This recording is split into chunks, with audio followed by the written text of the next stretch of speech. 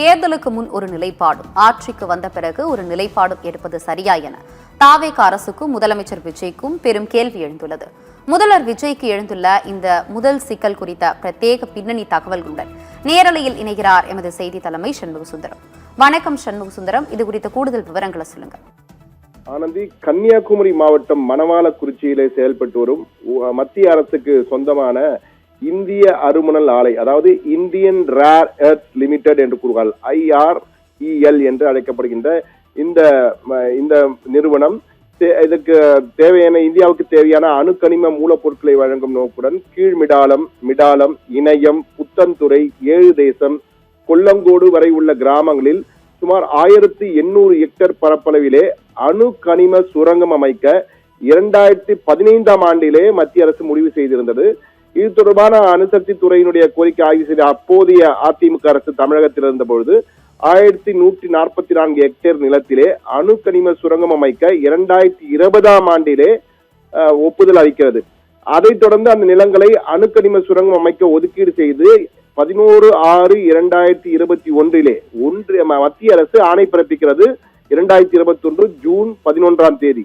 எனவே அந்த அனுமதிக்கான ஒப்பந்தம் என்பது தற்போது கடந்த ஜூன் 10ஆம் தேதி தான் முடிவடைகிறது. அந்த அனுமதியை நீட்டிக்க வேண்டும் என தொடர்ந்து அந்த மத்திய அரசின் சார்பில் IREL தொடர்ந்து கேட்டுக்கொண்டே இருந்தது. திமுக அரசு இருந்த பொழுது கடந்த ஆட்சியிலே தொடர்ந்து போராட்டங்கள் நடைபெற்றன. இதற்கு கருத்து கேட்பு கூட்டம் எல்லாம் நடைபெற்றது. எல்லாம் கடுமையான எதிர்ப்பு தெரிவிக்கப்பட்டது. பொதுமக்கள் எதிர்ப்பு தெரிவித்தார்கள். பல சமூக அமைப்புகள், பூவுலகின் நண்பர்கள் போன்ற பல சமூக அமைப்புகள் கடுமையாக எதிர்ப்பு தெரிவித்தன. கூட்டமும் ரத்து செய்யப்பட்டது. தற்போது தாவேக அரசு அந்த கடைசி தேதி 10ஆம் தேதி அந்த அனுமதிக்கான ஆணை காலாவதியாகிறது. காலாவதியாகும் தினத்திலே அதை நீட்டித்து மேலும் சில மாதங்களுக்கு நீட்டித்து ஒரு அனுமதி அரசாணை வெளியிடப்படுகிறது. இதுதான் தற்போது சர்ச்சையாகி இருக்கிறது. ஏனென்றால் தாவேக அரசு கடுமையாக இந்த திட்டத்தை எதிர்த்திருந்தது. தாவேக கடுமையாக எதிர்த்து கடந்த 2024ஆம் ஆண்டு நவம்பர் 3ஆம் தேதி தமிழக வெற்றி கழகத்தின் செயற்குழு கூட்டம் சென்னையிலே நடக்கிறது. அப்போது இயற்கை வள பாதுகாப்பு கொள்கை என்ற பெயரிலே ஒரு தீர்மானத்தை தாவேக கட்சி நிறைவேற்றுகிறது. அப்போது இயற்கை தாயின் செல்ல பிள்ளையான கன்னியாகுமரி பகுதியிலே அணு கனிமங்களை அகழ்ந்தெடுக்கும் சுரங்க திட்டத்தை நடைமுறைப்படுத்த மத்திய அரசு முயல்கிறது. தென் தமிழகத்தை பாழ்படுத்தும் இன்னொரு முயற்சியே எது? மிக தெளிவாக பாருங்கள். தென் தமிழகத்தையே பாழ்படுத்தும் இன்னொரு முயற்சியே எது? எங்கள் மண்ணையும் மக்களையும் பாழ்படுத்தும் இது போன்ற அபாயம் விளைவிக்கும் நாசகார நச்சு திட்டங்களை உடனடியாக கைவிட வேண்டும் என்று இந்த செயற்குழு வலியுறுத்துகிறது. என்ன செயற்குழு அந்த தீர்மான காட்சியை தற்போது நாம் பார்க்கலாம். தாவேக அந்த தீர்மானம், பூவுலகின் நண்பர்கள் அந்த தீர்மானத்தை தங்களுடைய அறிக்கையாக வெளியிட்டிருக்கிறார்கள். அந்த அறிக்கையை வெளியிட்டிருக்க அந்த அறிக்கையை தற்போது பார்க்கலாம். மிக தெளிவாக அந்த அறிக்கையிலே, இந்த பூவுலகின் நண்பர்கள் சார்பில் வெளியிட்ட ஒரு செய்தி அறிக்கையிலே இவர்கள் தாவேக கட்சியினர் வெளியிட்ட அந்த தீர்மானம், அந்த கன்னியாகுமரியிலே அருமணல் தொழிற்சாலை அமைப்பதற்கான கடுமையான எதிர்ப்பு தெரிவித்து தீர்மானத்தை விட்டிருக்காங்க. அந்த தீர்மான காட்சியை பார்க்கலாம். மிக தெளிவாக நமது இப்போது ஹைலைட் செய்திருந்த பாருங்கள், இயற்கை வள பாதுகாப்பு கொள்கை தீர்மானம். இதிலே உடனடியாக இது போன்ற அபாயம் விளைவிக்கும் நாசகார நச்சு திட்டங்களை உடனடியாக கைவிட வேண்டும் என்று தாவேக செயற்குழு வலியுறுத்துகிறது. இந்த வகையில இயற்கை வள பாதுகாப்பு கொள்கை, அதுவும் இயற்கை தாயின் செல்ல பிள்ளையான கன்னியாகுமரியிலே என்று கூறி தென் தமிழகத்தை பாழ்படுத்தும் இன்னொரு முயற்சி எது என இந்த அணு கனிமங்களை அகழ்ந்தெடுக்கும் சுரங்க திட்டத்தை நடைமுறைப்படுத்துவதற்கு கடும் எதிர்ப்பு தெரிவித்து ஒரு தீர்மானத்தை தாவேக நிறைவேற்றுகிறது. ஆனால் அதே தாவேக தற்போது ஆட்சிக்கு வந்த பிறகு அனுமதி கொடுக்கிறது என்பதுதான். அந்த அரசாணைக்கு நீட்டித்து அனுமதி கொடுத்து ஒரு அரசாணையை வெளியிடுகிறது. அந்த அரசாணை வெளியிட்ட காட்சியும் நாம் பார்த்தோம். அதுவும் தற்போது நமக்கு எக்ஸ்க்ளூசிவா கிடைத்த அந்த அரசாணை தாவேக அரசினால் நீட்டிப்பு கொடுக்கப்பட்டு கடந்த 10ஆம் தேதி வெளியிடப்பட்ட அந்த அரசாணை இதுதான். இந்த அரசாணையிலே இது போன்று அந்த சுரங்கம் அமைப்பதற்கான அனுமதி 5 ஆண்டுகள் முடிவடைந்து காலாவதி ஆகிறது.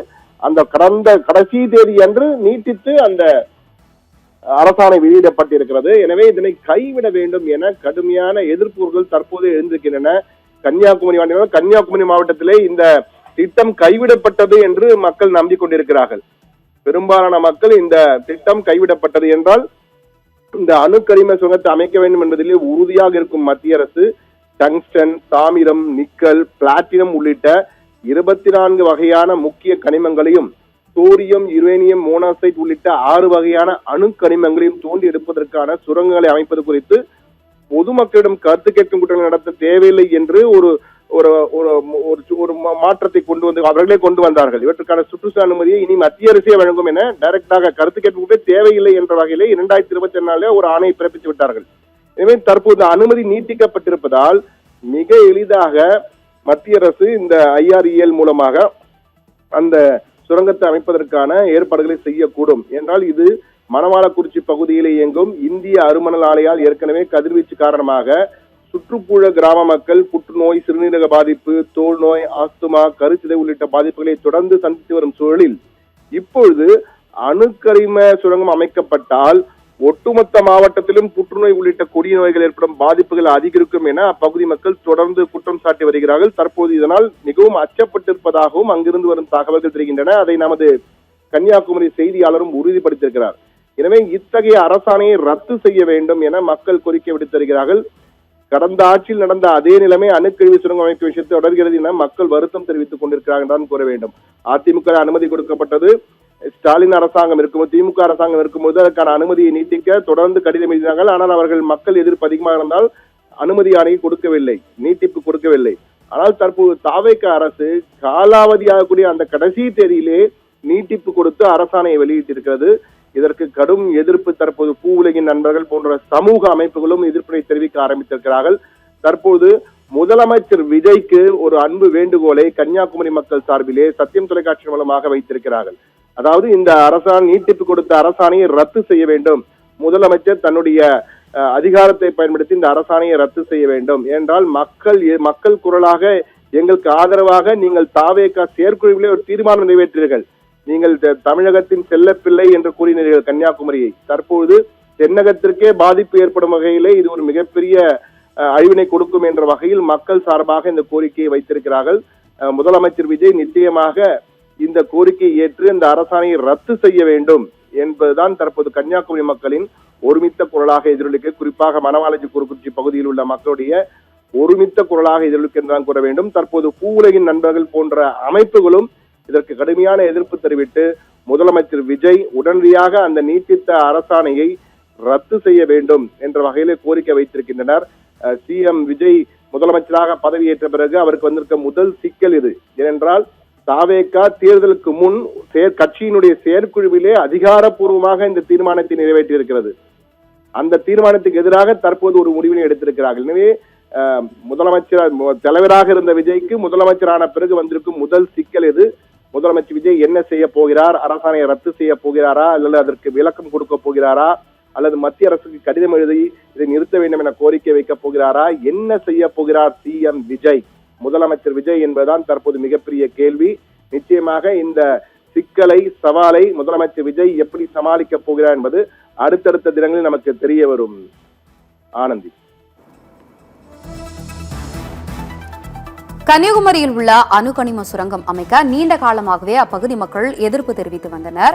இவர்களுக்கு துணையாக ஆட்சிக்கு முன்பு தாவேகா செயற்குழுவில் கன்னியாகுமரி மக்களுக்காக எதிர்ப்பு தெரிவித்து தீர்மானம் கொண்டுவரப்பட்டது. ஆனால் தற்போது ஆட்சிக்கு வந்தவுடன் இந்த திட்டத்திற்கு தாவேகா அரசு அனுமதி அளித்துள்ளது.